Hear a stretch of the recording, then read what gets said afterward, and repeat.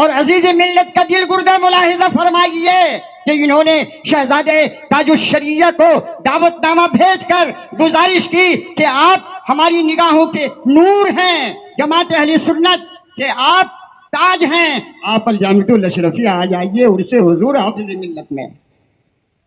نہیں آئے تو ہو سکتا ہے کہ حضرت اسجد میاں صاحب قاضی القضات فی الہند مصروف ہوں، اس لیے کہ ان کی مصروفیت زیادہ ہے، تو کوئی مثبت جواب تو آیا ہوگا، اس لیے کہ سلام کا جواب دینا بھی ضروری ہے اور خط کا جواب دینا بھی ضروری ہے۔ اور اتنی بڑی ذات جو الجامعۃ الاشرفیہ کے سربراہ اعلیٰ اور وہاں کے فرزندوں کی خدمات کا روشن اور منور اور مجلہ عکس اور جلوہ پوری دنیا میں نظر آتا ہو، یہاں سے کوئی درخواست جائے اور اس کا جواب نہ آئے، تو مجھے کچھ ذرائع سے معلوم ہوا، حضرت عزیز ملت سے میں دریافت نہیں کر سکا، معلوم یہ ہوا کہ ابھی تک وہاں سے کوئی جواب نہیں آیا ہے۔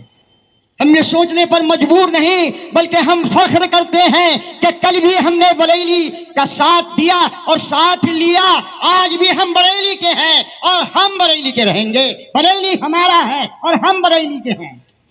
چنانچہ انہوں نے جو سوال کیا، آج علماء قصاصین بہت ہیں اور چھوٹے بڑے اسٹیج پر علماء قصاصین ہیں جو الجامعۃ الاشرفیہ کو اپنا ناخن دکھاتے ہیں، زبان دراز کرتے ہیں، آنکھیں دکھاتے ہیں۔ السلام علیکم۔ ابھی تھوڑی دیر پہلے حضرت علامہ مولانا مفتی عبد المنان کلیمی صاحب قبلہ نے بتایا کہ حضور عزیز ملت کی طرف سے دعوت قائد ملت حضرت علامہ اسجد میاں مدظ اللہ النورانی کو پیش کی گئی تھی اور حضرت تشریف نہیں لائے۔ اصل میں حقیقت یہ ہے کہ حضرت اس لیے نہیں آئے کہ حضرت کے پاؤں میں فریکچر ہے، چوٹ لگ گئی ہے، جس کی وجہ سے حضرت تشریف نہیں لائے۔ یہ وجہ ہے۔